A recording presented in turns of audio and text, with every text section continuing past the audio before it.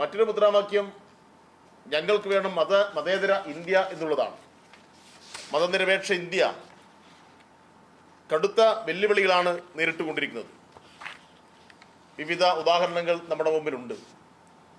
ഇപ്പോൾ ഒടുവിലത്തെ ഉദാഹരണം കന്യാസ്ത്രീകളെ പിടിച്ച് ജയിലിട്ട അനുഭവമാണ്. അപ്പോൾ ഹിന്ദു മതത്തിന് പുറത്തു നിൽക്കുന്ന എല്ലാ മതത്തിൽപ്പെട്ടവരും, പ്രത്യേകിച്ച് ദളിത് പിന്നോക്ക ജാതിയിൽപ്പെട്ടവരെല്ലാം രാജ്യം വിട്ടു പോകണം എന്നാണ് കേന്ദ്ര ഗവൺമെൻറ് RSS ഇവിടെ പറഞ്ഞുകൊണ്ടിരിക്കുന്നത്. അപ്പം അതിൻ്റെ ഒന്നാമത്തെ ഘട്ടത്തിൽ കടുത്ത മുസ്ലിം വിരുദ്ധത സൃഷ്ടിക്കുന്നു, അതുമായി ബന്ധപ്പെട്ട ആശയങ്ങൾ പ്രചരിപ്പിക്കുന്നു, വർഗീയതയിലേക്ക് ഈ നാടിനെ നയിക്കുകയാണ്.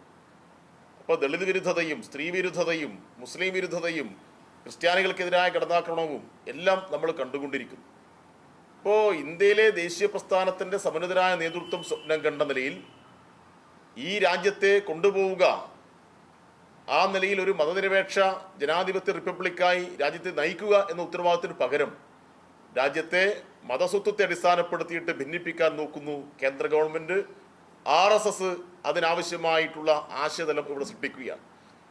അതുകൊണ്ട് മതനിരപേക്ഷ ഇന്ത്യ ഈ രാജ്യത്തിൻ്റെ 78 വർഷത്തെ സ്വാതന്ത്ര്യം ആഘോഷിക്കുന്ന ഘട്ടത്തിൽ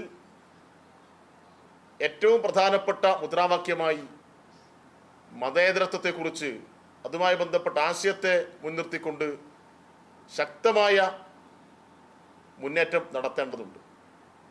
അതുകൊണ്ട് ആ ഉത്തരവാദിത്വം DYFI ഏറ്റെടുക്കുകയാണ്.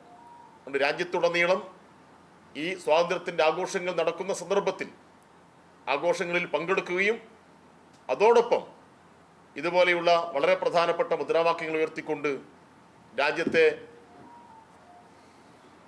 ഏറ്റവും സാരമായി ബാധിക്കുന്ന വിഷയങ്ങളെ അഡ്രസ്സ് ചെയ്തുകൊണ്ട് DYFIയുടെ നേതൃത്വത്തിൽ സമര സംഗമങ്ങൾ തുടക്കം കുറിക്കുകയാണ്.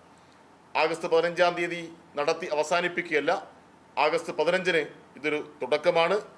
ആ സമരസംഗമം വിജയിപ്പിക്കണമെന്ന് ഈ നാട്ടിലെ എല്ലാ വിഭാഗം ആളുകളോടും DYFI അഭ്യർത്ഥിക്കുകയാണ്.